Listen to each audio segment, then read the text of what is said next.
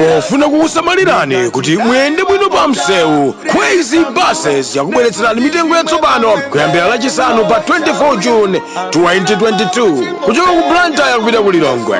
Akulu 20,000 kwacha ndipo ana 15,000 kwacha. Return ticket kuchoka ku Blantyre kupita ku Lilongwe. Akulu 35,000 kwacha ndipo ana 28,000 kwacha. Kuchoka ku Blantyre kupita ku Mzuzu. Akulu 32,500 kwacha ndipo ana 25,000 kwacha. Return ticket. Akulu 60,000 kwacha ndipo ana 47,000 kwacha. Kuchoka ku Mzuzu kupita ku Lilongwe. Akulu 20,000 kwacha ndipo ana 15,000 kwacha. Return ticket. Kuchoka ku Mzuzu kupita ku Lilongwe. Akulu 35,000 kwacha ndipo ana 25,000 kwacha. Mitengo iyi yamba kugwira ntchito lachisanu pa 24 June 2022. Ngati mukufuna kufunsa zofunsa zina tangoimbani foni pa nambala iyi 0886 780 355. Crazy Buses, miles of smiles to your destination.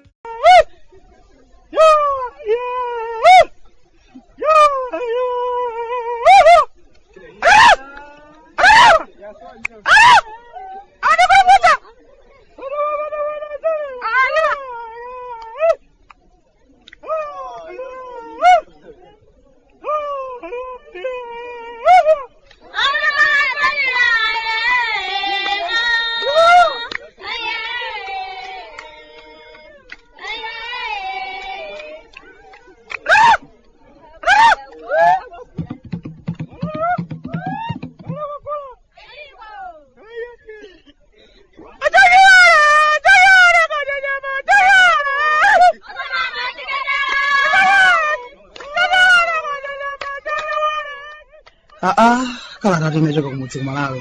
Obwande mukuli chani tsopano? Achimwene muli bwanji tsiku la lero. Ife kwanu kuno kunyasala ndayi ndithu panopa ndiye nkhasako basi. Na munthu akulu watisiya tikulira. Kulira komanso kulira. Abale athu ochuluka asowa. Pena kumatu kakhala kulingalira ngati bodza amwene.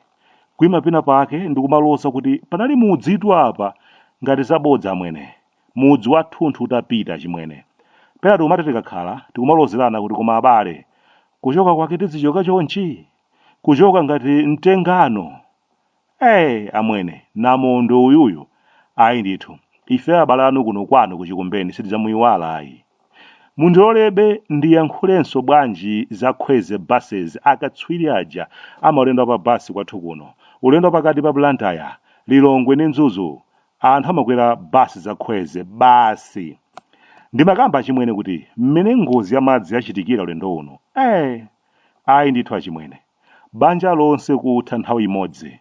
Kusoyika nzake kumasano amwene. Kodi olokulirako ndiye ungalire bwanji. Mwana wako obereka wekha kumamuona ndithu akukoloka ndi madzi. Akumalira kuti amayi. Koma nanga ndiye nditani. Ndili tsidya lino, mwana wanga ali tsidya linalo. Ni maesera ukasaka thandizo. Napolo tinkangomuva nthawi imene ija anthu ena akakumayimba kuti Napolo wachabe. Koma mwina sitimatha kumvetsetsa bwinobwinoyo. Ndi wachabedi. Watisautsa. Watiliza. Maliro ongoponya m'madzi. Ulemu wake wa maliro kusungunuka. Napolo ndibe naye chichewa amwene. Napolo atikhazika kumsasa. Malo ogona tilibe, zovala tilibe, katundu wathu anapita yense, ziweto zathu zinatha zonse, chiyembekezo, chuma chepa pang'ono ndi pang'ono. Ndiye muchada kufotokozerani muja achimwene kudzera munamondo ameneyo, tadziwana mitima, tadziwana chikhalidwe.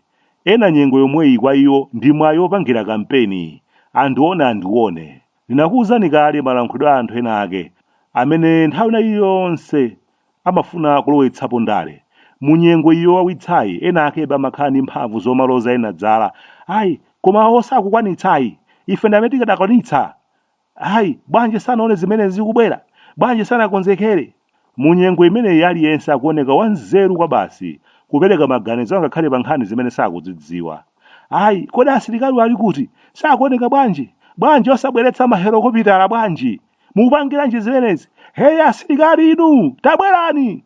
Pena ukakhala ndiye kumadzifunsa kuti kodi paja ndi liti limene asilikali wadagulidwa mahelokopitala awo.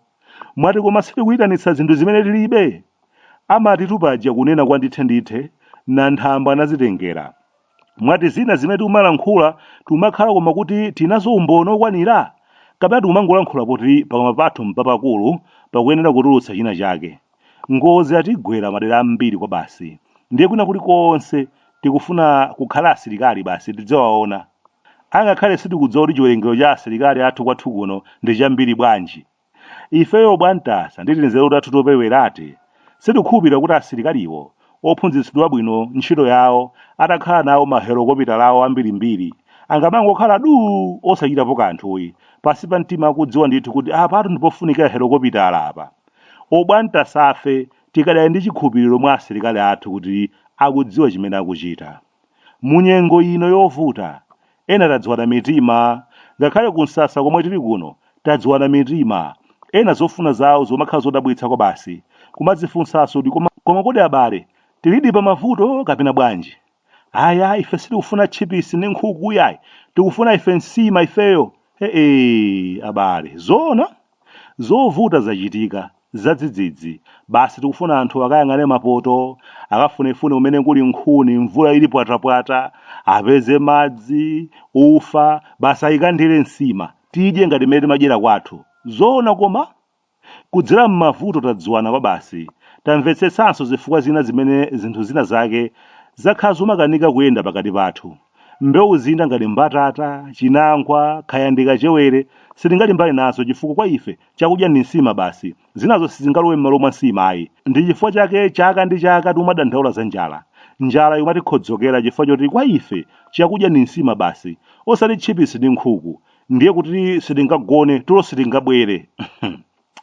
Ena mpaka nakumayimba mtima kuti hayi dala ife kuno sitifuna soya kisses kani soya pikisi kamati chani kaya loko kungoti nyama ya soya kumanyanyala ndithu akuti ayi ife kuno sitingadya mwandzidzimutsa ayi ife kuno mutipezere ndiwo zabwino za nkhwiru. Pena pake machitachita anthu amwene akumakhala odabwitsa kwambiri pansasa pokhalirapo mavuto, koma zoona tikumakhalanso ndi nthawi yosankha ndiwo. Anthu achifundo otithandiza apezeka, zoona kulimba mtima ndithu kumanena mwathamo kuti ayi ife soya pikesi sitimadya kuno ayi tikufuna ndiwo zabwino. Zoopsa tamwene. Kuli misasa yambiri ina mpaka pano thandizo lokanika kufika, koma ena akumadzimva ndithu kuti ife ndi amene tikuyenera kuthandizidwa kwambiri, komanso thandizo lake osamangotitolera masoya pikesi, tikufuna nsima komanso ndiwo zenizeni osati amwandzidzimutsa ayi. Pena pake nkhani zachikhalidwe wetu zikutivuta amwene. Nawonso mabwana kungomva kuti ayitu anthu akumisasa akufuna thandizo basitu wina wake mutu mwake kungoenda usipa wakapenta basi. Tengani 200 miliyoni mukagule kapenta. Koma zoona 200 miliyoni ukagula mapiri abonya. Ayi taitanitsatu kuchokera kunja bonyayo ndiwakunja siwako nkuno.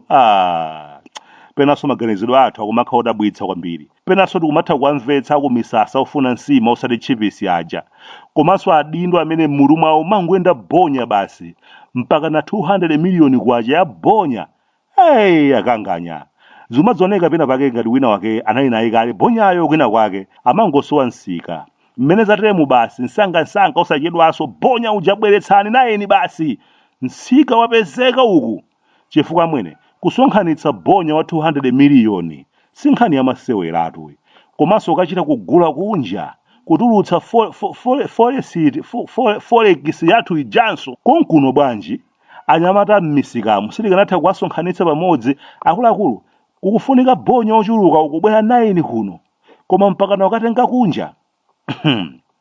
Zikomo ndiye madolo ena akamwena kuti ife amene timathandiza nawo pa ngozi mutichune kenakake mutilipire. Kupatu nyasalande.